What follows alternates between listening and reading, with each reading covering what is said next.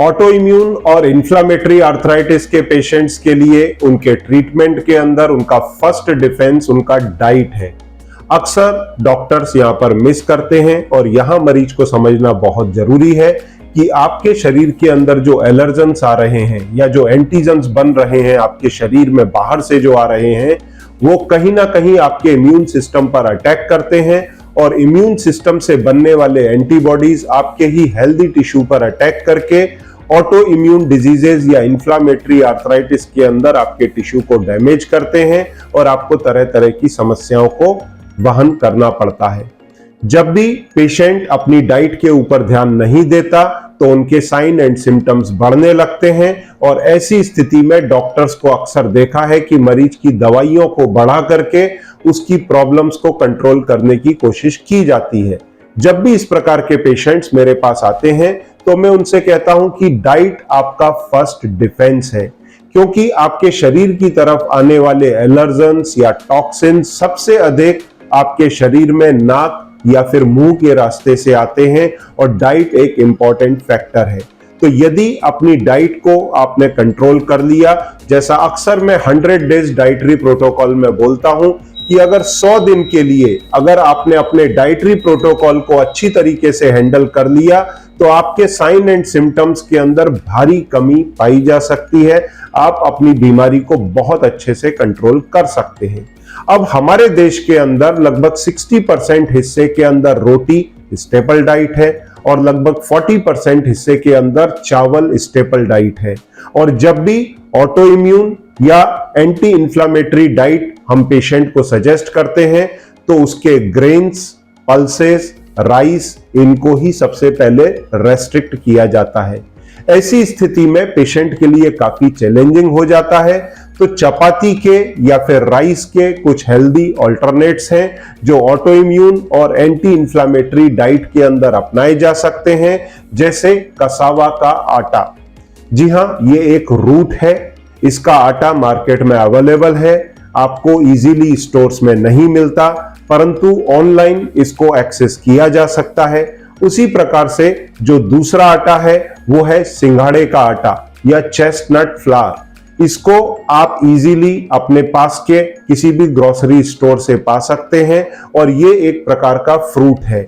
और तीसरा, इसके दोनों के ऑल्टरनेट के रूप में एक और आटा है जिसे आप अपना सकते हैं, जिसकी काफी अच्छी एंटी इंफ्लेमेटरी एक्टिविटी है, क्वालिटीज हैं, और वो है कूटू का आटा जो अक्सर हम उपवास के अंदर यूज करते हैं, बकव्हीट फ्लावर। ये भी मार्केट के अंदर इजीली अवेलेबल है। पर जब मैं पेशेंट्स को इस प्रकार के आटे की चपाती सजेस्ट करता हूं, कई प्रकार की auto immune anti inflammatory diseases के अंदर, जैसे अगर जॉइंट रिलेटेड कोई प्रॉब्लम है तो रूमेटॉइड आर्थराइटिस या एंकाइलोजिंग स्पॉन्डिलाइटिस, लूपस या फिर सोरियोटिक आर्थराइटिस। अगर पेट से रिलेटेड समस्या है जैसे सीलियक डिजीज या फिर न्यूरोलॉजिकल प्रॉब्लम है, इवन मल्टीपल स्क्लेरोसिस, तो इस प्रकार के मरीज अगर एंटी इंफ्लेमेटरी और ऑटो इम्यून फूड का इस्तेमाल करते हैं तो उनकी समस्याओं का काफी हद तक कंट्रोल पाया जा सकता है। पर समस्या कहां आती है इन आटों की चपाती बनाने में, कि इसकी आटे की चपाती अक्सर टूट जाती है। तो एक तो उनकी गोल चपाती नहीं बनती, दूसरा इसको मारते समय काफी समस्याएं आती हैं। तो आज इन आटों की रिया जी से हम लिक्विड डो चपाती बनाना सीखेंगे और चपाती के साथ में पराठे बनाना सीखेंगे। जो लोग थोड़े ओबीज हैं, जिनका वजन ज्यादा है, वो चपाती बना करके खाएं, पर जो लोग दुबले पतले हैं वो इसके पराठे बनाएं। और देसी घी पराठों पर लगाना एकदम सेफ है, उसका आप इस्तेमाल कर सकते हैं। तो आइए रिया जी से ये सब समझते हैं और बाद में मैं इसकी न्यूट्रिशन वैल्यू आपको आकर के बताऊंगा। Over to Riya ji. Thank you doctor. तो जैसा डॉक्टर अग्रवाल ने बताया, हमें कसावा, कूटू और सिंघाड़े की रोटी बनाना सीखना है। मेरे पास 2 आटे अवेलेबल है, कूटू और सिंघाड़े का। तो आइए शुरू करते हैं। सबसे पहले हम इसमें कूटू आटा ऐड करते हैं।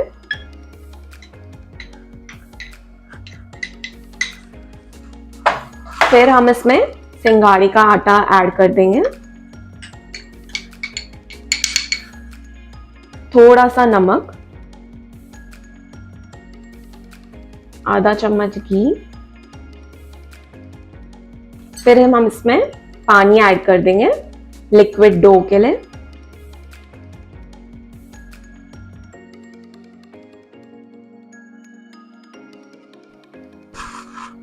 धीरे धीरे हम इसमें पानी ऐड करेंगे डो रेडी करने के लिए।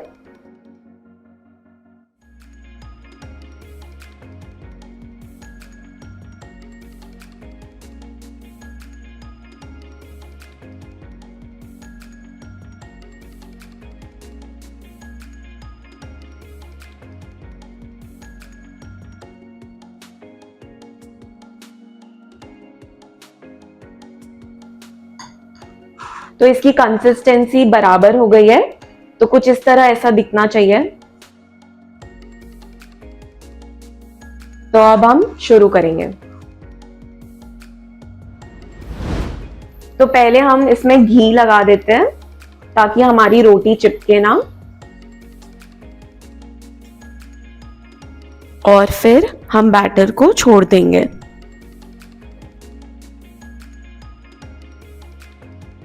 ध्यान रहे हमें इसे धीमी आंच में सेकना है ताकि ये जल ना जाए।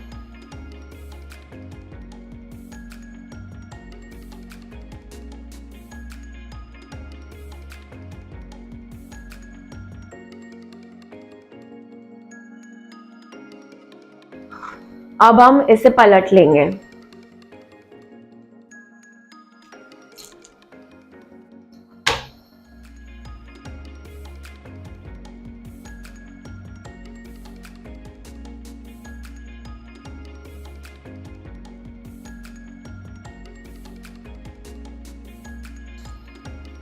इसमें पानी अधिक होता है तो नॉर्मल चपाती से थोड़ा ज्यादा टाइम लगेगा।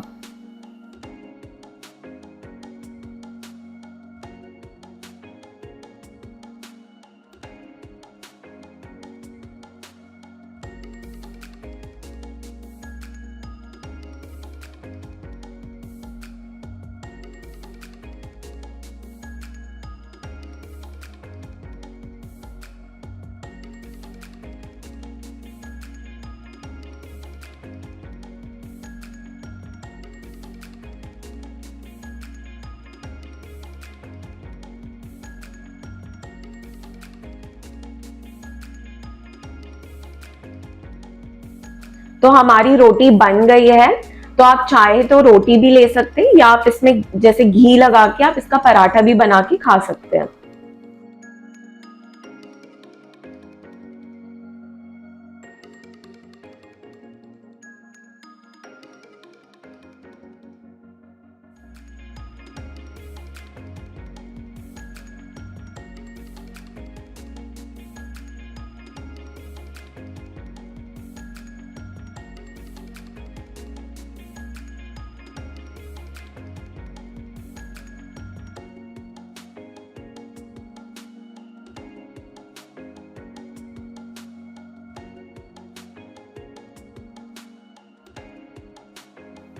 तो हमारा पराठा सिक गया है। अब हम इसे सर्व कर लेते हैं।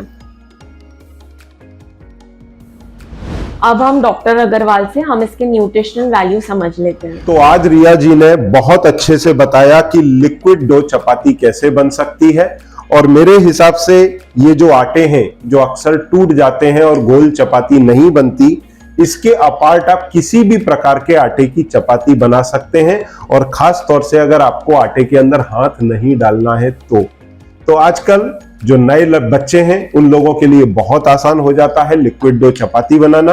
रोटी गोल बनेगी, मेरे जैसे नौसिखिए भी बना सकते हैं। और जो आटे, क्योंकि गेहूं के आटे के अंदर ग्लूटेन होता है, तो उसकी तो एक बार चपाती गोल बन जाती है, टूटती नहीं है। पर बाकी के जो भी आटे हैं, चाहे वो ज्वार बाजरा के आटे हों या दूसरे, उनकी चपाती टूट जाती है। उसी प्रकार से कसावा, कुटू और सिंघाड़े के आटे की रोटी भी टूट सकती है, गोल शायद हम लोगों की ना बने। तो लिक्विड डो चपाती एक बहुत अच्छा अल्टरनेट है। और जो लोग दुबले पतले हैं वो पराठा बना करके खाएं, जो लोग थोड़ा वजन ज्यादा रखते हैं वो इसकी चपाती बना करके खाएं। जहां तक सवाल है इसकी न्यूट्रिशन वैल्यू का, सामने स्क्रीन पर आप देख सकते हैं। कसावा के आटे के अंदर स्टार्च काफी अधिक है, जो लगभग 80% तक है, जो शुगर को स्पाइक करेगा। तो जो लोग डायबिटिक हैं साथ में, जिनको इन्फ्लामेटरी डिजीज है या फिर इन्फ्लामेटरी आर्थराइटिस है, ऑटो इम्यून डिजीज है, वो लोगों को अगर साथ में डायबिटीज भी है तो कसावा के आटे से बचें। उसकी जगह कूटू और सिंगाड़े का आटा प्रेफर करें। और अगर डायबिटीज साथ में है तो उसमें लौकी की प्यूरी डाल करके कार्बोहाइड्रेट का कंसंट्रेशन घटाया जा सकता है, जैसा अक्सर मैं गाइड करता हूं। अब जहां तक सवाल है कूटू और सिंगाड़े के आटे का, 70% के आसपास इसके अंदर कार्बोहाइड्रेट होता है, जिसमें लगभग 10% फाइबर है, तो 60% इसके अंदर नेट कार्ब है और इसके अंदर प्रोटीन 6 से 12% तक है, आप स्क्रीन पर देख सकते हैं। और फैट लगभग 1.5 या 2 ग्राम से लेकर के 3.5-4 ग्राम तक पर 100 ग्राम होता है। तो ये चपाती ऑटो इम्यून और इन्फ्लामेटरी आर्थराइटिस, किसी भी प्रकार की ऑटो इम्यून डिजीज के अंदर, rheumatoid arthritis, ankylosing spondylitis, lupus, psoriatic arthritis या किसी प्रकार की coeliac disease, multiple sclerosis, autoimmune diseases, इन सब के अंदर काफी सेफ है। और ध्यान रहे, डाइट आपका फर्स्ट डिफेंस है। Thank you very much.